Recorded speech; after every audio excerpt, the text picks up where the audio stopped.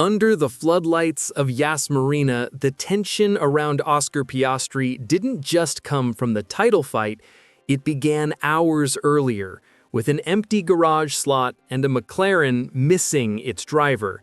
While rivals pounded around in FP1, Piastri watched as Pato O'Ward climbed into his car, fulfilling McLaren's final mandatory rookie session of the season. 1 hour of lost track time at the most delicate moment of his career. But when the questions came, Piastri didn't fire back. "It's the session we decided together to miss, so I can't complain." A calm answer masking the razor-thin margins he now faced. If you're enjoying this story so far, make sure to stick around. Things escalate quickly. By qualifying, the consequences were visible but not fatal. P3, just behind the two men who controlled his championship fate, Lando Norris and Max Verstappen.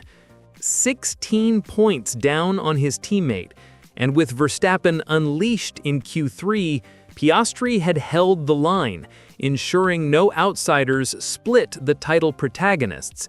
But as he stepped out of the car, that hour he'd given up lingered like a cold shadow over the night. As the grid settled after qualifying, the narrative sharpened.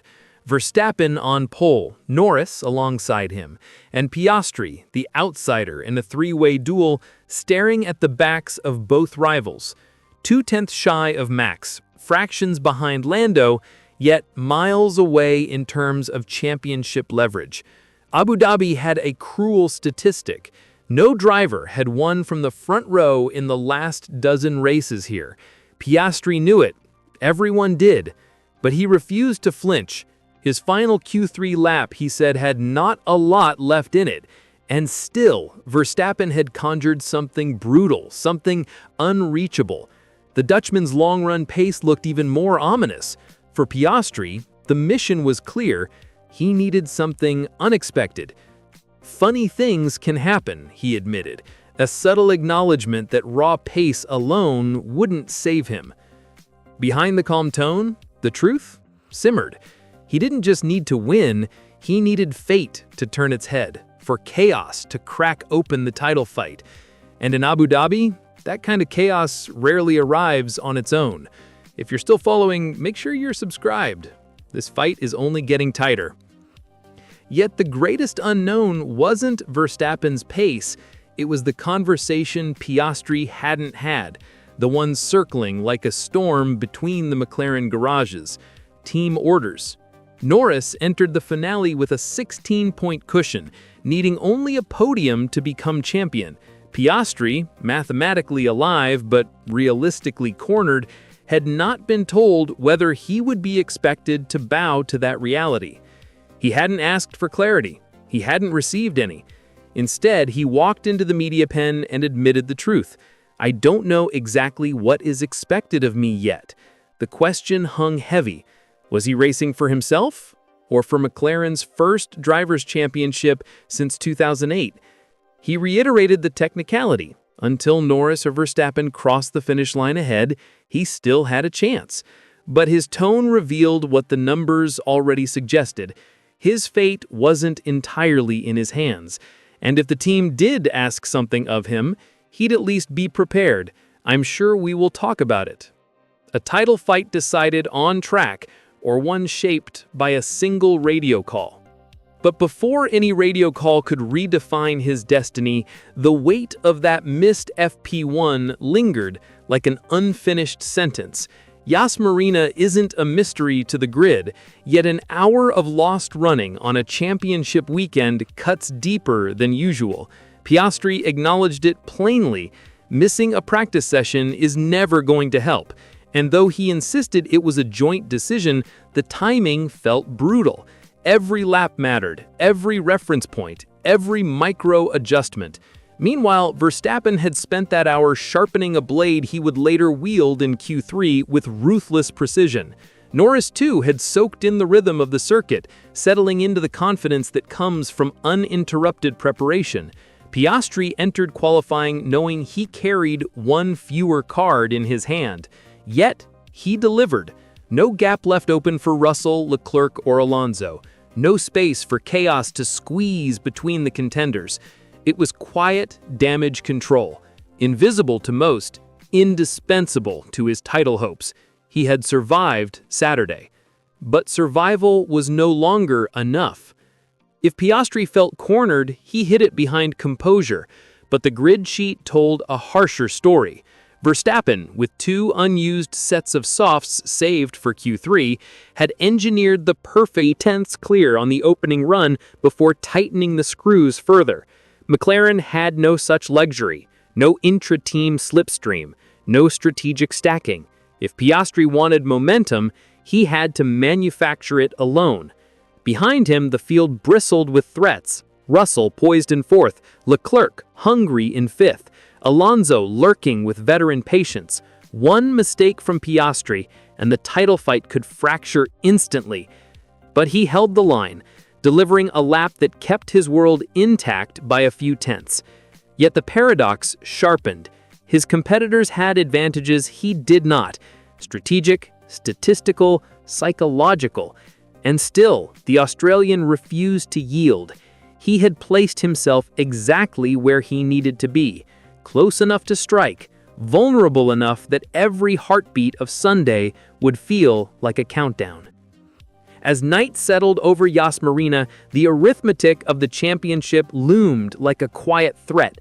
Norris needed only a podium. Nothing heroic, just stable, disciplined survival. Verstappen needed perfection and a twist of fate. But Piastri, his path was the narrowest of all.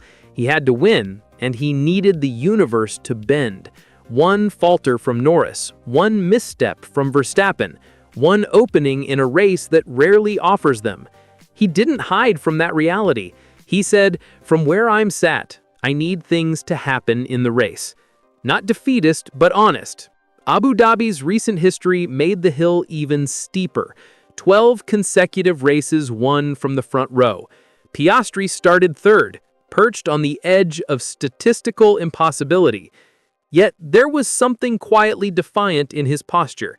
He wasn't banking on miracles. He was preparing to exploit them. If chaos arrived, he would be ready. If it didn't, he would create his own pressure on a nervy Norris, on a relentless Verstappen, on a race that traditionally chooses stability over shock. Sunday's battle would not begin at lights out. For Piastri, it had already started. But beneath the layers of probability and pressure, another storyline pulsed. The psychology inside McLaren.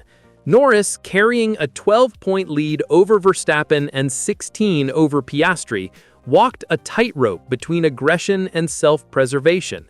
The podium was his golden ticket. Slip off it, and suddenly the world could tilt. Verstappen was hunting a 5th consecutive title. Piastri was chasing his 1st. And McLaren? They were chasing a drought-breaking drivers' championship, last won in 2008. That context made every internal decision radioactive. Was the team prepared to intervene? Would Norris expect support? Would Piastri resist it? Publicly, the Australian remained poised, refusing to stoke tension. But the paddock could feel it, the unspoken pressure tightening around the orange garage. Other teams had already shown their hand, Russell asking Mercedes for a tow, Verstappen benefiting from Tsunoda's slipstream. McLaren had offered neither driver such advantages. Equality had been preserved on Saturday. Sunday, however, might demand something colder. And Piastri knew it. Any request could reshape the championship and his legacy in an instant. As qualifying faded and the desert sky turned ink black, Piastri faced the stark truth of the weekend. Destiny was not simply something he could drive toward. It would depend on choices, some his, some McLaren's, some belonging to rivals he couldn't control. Even so, his restraint remained unwavering. He never lashed out about FP1, never blamed the setback. Instead, he framed the hour he'd surrendered as a decision we decided together, even as the championship margin made it hurt twice as much. And in the swirl of pressure, he clung to one principle. Until Norris or Verstappen crossed the line first, the title was still alive. It wasn't bravado, it was discipline, the kind required to keep breathing when statistics, history, and circumstance are all against you. He knew the odds, he knew the stakes, but he also knew that Abu Dhabi has a subtle way of deciding champions. Sometimes through brilliance, sometimes through heartbreak, sometimes through a single, unpredictable moment. Piastri stood ready for any of them. And if you don't want to miss how this story ends, make sure you stay with us until the final moment.